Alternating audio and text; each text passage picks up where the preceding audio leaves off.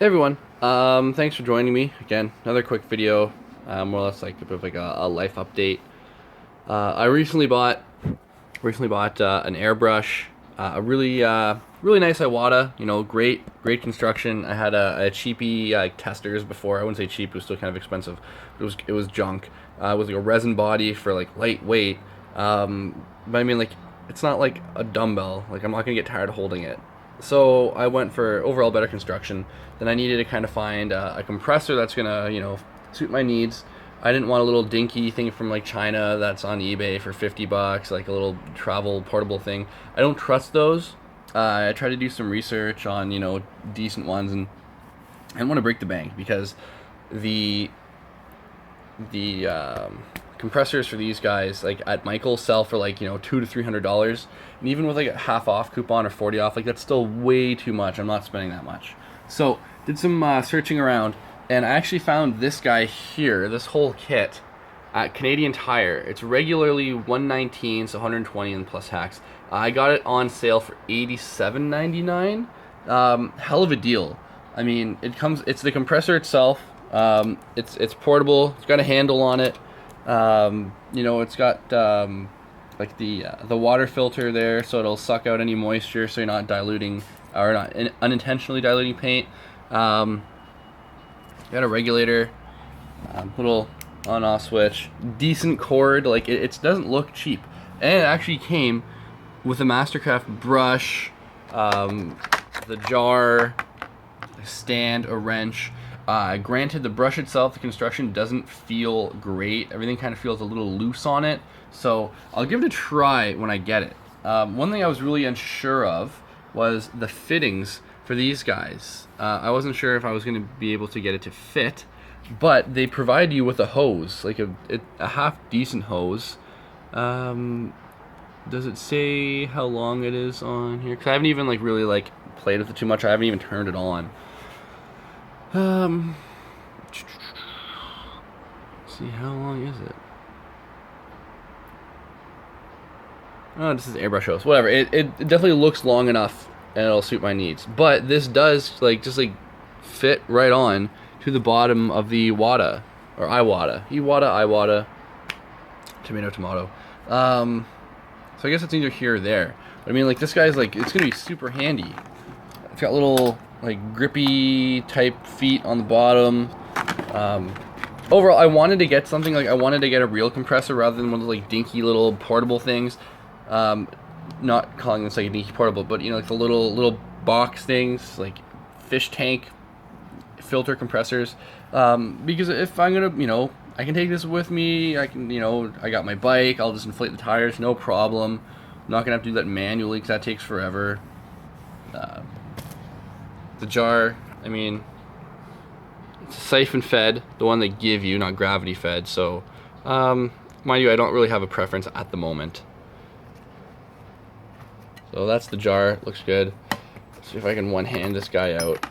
The thing that just came off is a bit of a cap for the end here. It's got a bit of a limiter on the trigger here, which is cool. I think that's a nice little feature. This guy screws off. This is just for if you were attaching it to a vacuum line. Let's see if I can undo this one hand. Yeah. It looks aesthetically pleasing. It doesn't look like a junky kind of low quality gun. Mind you, I did pay $80 for everything. It does feel kind of funny in the hand. It doesn't feel very smooth, but I guess that's what you get for when you pay $100 for the whole kit. The trigger's kind of loose. You can kind of jostle it around a bit.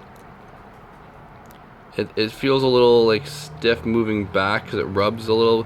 I mean, I'll see performance wise what it feels like. Ultimately, I bought it for the compressor and everything else, because a hose for the Iwata brush is 30 bucks if you don't use a coupon. Compressors are hundreds of dollars. I'll see how this works. If need be, I can use it for lesser defined detailed work if I just have to spray things. This guy, again, super great. You got 2 pots. This guy, 5cc jar. I mean, it was definitely like a win for me. I just really want to start using it. So, you know, this was like with a coupon. I think I paid, how much did I pay for this? Like 100 and change for this, 87 for this. It'll be around, like, after tax and stuff, like right around $200, like a $200 investment. So I'm not too upset about that, because I'm super happy that I even managed to, like, you know, find this kit. I didn't even know it existed, because I was looking for airbrush kits all over. And Canadian Tire sells this thing right off the shelf, and they go on sale. It's a hell of a deal. So, you know, I guess I'd take this at face value because I have not used it. I can't say, you know, it's a great item, but it is a great deal.